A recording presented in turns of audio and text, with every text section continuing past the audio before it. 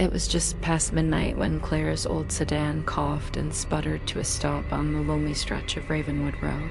The fog had thickened into a suffocating wall of white, curling around the trees and slithering along the cracked asphalt like a living thing. Rain spat against the windshield, and her wipers struggled against the relentless downpour. She jabbed at her phone screen. No signal. Nothing. Her heartbeat thrummed in her ears as she exhaled sharply, telling herself it was just a broken phone. Nothing more.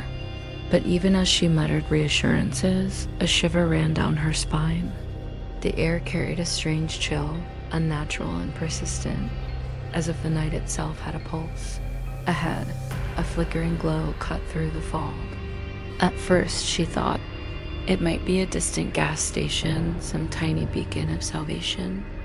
But as she squinted through the mist, the glow solidified into a structure, an old mansion, decaying yet sinisterly grand, its windows fractured and dark.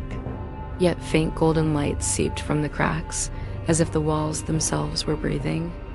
The sight made her stomach twist. She had heard the stories about Ravenwood. No one entered willingly, and no one ever left. People whispered of strange disappearances, of travelers who wandered in and were never seen again, leaving only the echo of their screams behind. The rain intensified, hammering the roof of her car. The tires squelched against the wet earth as she made the decision. Heart racing, she grabbed her umbrella and stepped into the mud. The fog wrapped around her like fingers, tugging at her coat, at her hair. Each step forward felt heavier than the last, and the mansion seemed to grow larger, looming above her, waiting. The front door groaned in protest as she pushed it open. Inside, the air was thick, musty, smelling of rot and damp wood. Her flashlight pierced the darkness in uneven sweeps, revealing furniture draped in cobwebs, chairs overturned as if in mid-chaos, portraits staring with eyes that seemed to follow her. She stepped cautiously, the floorboards creaking under her weight, each sound magnified in the oppressive silence. Whispers began to thread through the air, not outside voices, but a chorus of hisses and murmurs that seemed to emanate from the walls themselves. Claire froze, gripping her flashlight tighter. "Hello," she called, her voice trembling. The sound seemed swallowed immediately, returned only as a distorted echo. The shadows in the corners of the room shifted. One of the portraits, a stern woman in Victorian garb, tilted slightly, her painted eyes dark and glinting with something alive. Claire shook her head, trying to tell herself it was her imagination. But the whispers persisted, curling around her like smoke. "You shouldn't be here," they hissed, and then, layered over, dozens of other voices cried, sobbed, begged. A sudden crash from upstairs made her jump. She turned, shining her light toward the staircase. The steps were black, slick with some dark substance she couldn't identify. Yet she felt drawn upward, compelled by some invisible hand, some insidious promise that she must see, must know, must witness. Her breath caught as she ascended, the house groaning with each step, floorboards moaning under weight that wasn't entirely hers. At the top. The hallway stretched endlessly, the walls narrowing, twisting. Candlelight flickered from sconces, yet no candles had been lit by her. Shadows danced like puppets, elongating and twisting into shapes her mind refused to name. At the end of the hallway, a door stood ajar. Claire approached, her hand shaking as she pushed it open. The room inside was impossibly large, a ballroom swallowed by decay. The ceiling stretched high, covered in blackened beams and cobwebs that swayed despite the absence of any breeze. Mirrors lined the walls, reflecting an infinite corridor of herself, but not herself. Her reflection blinked when she didn't, her reflection smiled when she didn't, and then, as she stared in horror, the mirrors rippled like water, and hundreds of pale faces emerged, pressing against the glass from the other side. Their mouths opened in silent screams, eyes wide, staring at her with desperate hunger. She stumbled back, tripping over a broken chair, and a high-pitched laughter erupted. From the shadows. It was not human, not entirely human, layered with hundreds of tiny, overlapping voices, echoing off the walls and into her bones. She ran, crashing through doors that slammed shut behind her. Every hallway seemed longer than the last, every room.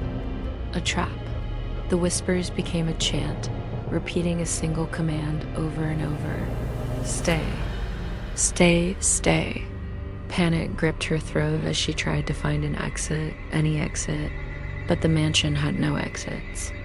It rearranged itself as she moved, walls bending, ceilings lowering, windows stretching impossibly high.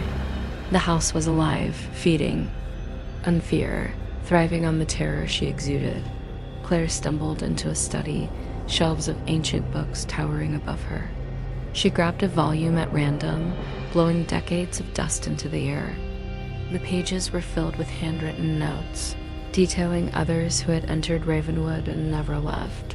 Scribbles of despair, warnings, frantic pleas for escape. A sudden gust slammed the book shut, sending her spinning. The room's windows were now blacked out, the faint light from outside snuffed by some unseen force. She backed into a corner and then froze. In the shadows, a figure emerged. It was tall, impossibly thin, and its skin looked stretched over bones. Its eyes were voids, empty and deep, and it moved with a jerky, unnatural gait. "You shouldn't have come here," it whispered, but the sound was layered, warped, carrying dozens of voices at once. Some were screams, some were cries, some were dry laughter. Claire couldn't distinguish one from the other. She stumbled backward, tripping over a rug that seemed to move beneath her feet, pulling her down into the dark. Suddenly, she was in another room entirely, one she had never seen before, though the house should have no secrets left. The walls pulsed as if breathing. The floor was slick, reflecting her distorted face in jagged shards. Whispers filled every corner, now louder, clearer, more insistent. "Join us. Stay with us forever." The voices clawed at her mind. Insidious, relentless. Her head spun, and she pressed her hands to her ears, trying to block them, but it was no use. Desperation propelled her into a hallway lined with mirrors. Each mirror reflected a different version of herself, some crying, some screaming, some smiling with eyes black as night. She tried to pass through, tried to ignore them, but the reflections moved independently, reaching out through the glass, pressing cold hands against her skin, dragging at her. Panic surged. She ran faster than she had ever run in her life yet. The hallway stretched endlessly, doors appearing and vanishing before her eyes. A distant sound reached her ears, a soft, melodic chime. It was a clock, somewhere deep within the mansion. Each chime struck her like a hammer, vibrating through her chest, rattling her teeth. Midnight became 3, 3 became 4, the chimes disorienting her, warping time itself. And then she realized something. She was no longer alone in her own body. The whispers had entered her mind, had taken root. Her own thoughts were no longer hers. She could feel them, the presence of others' lost souls, trapped, waiting, watching, manipulating. She collapsed in the center of the hall, tears streaking her face, lungs burning, mind fraying. The figure returned, closer now, its eyes hollow, dark, reflecting all the fear she had tried to bury. "You are ours now," it intoned, the chorus of voices screaming in jubilation and agony simultaneously. "You will never leave. You will echo. You will wait. You will serve." Claire screamed, a sound that would never escape the walls, swallowed and returned as a distorted echo. She clawed at her ears, at her eyes, at her throat. Her reflection in the nearest mirror smiled back at her, impossibly wide, impossibly cruel. The mansion trembled around her, its walls bending, ceiling lowering, floor rising. And then everything went silent. Outside, the fog shifted. Rain continued to fall on Ravenwood Road, yet the mansion was gone, invisible to the world beyond the mist. A passerby would see only an empty stretch of road, nothing more. But inside, in the labyrinthine halls that existed beyond normal space, Claire walked silently now. She had become a part of the chorus, another whisper waiting for the next soul to stumble in. The mansion hungered, alive with shadows and fear, and the echoes of Ravenwood grew louder with each passing minute. Time lost meaning. Every heartbeat, every breath, every flicker of candlelight was consumed by the house. The mirrors remained, reflecting infinite versions of those who entered, none of them free, all trapped, all screaming in silence.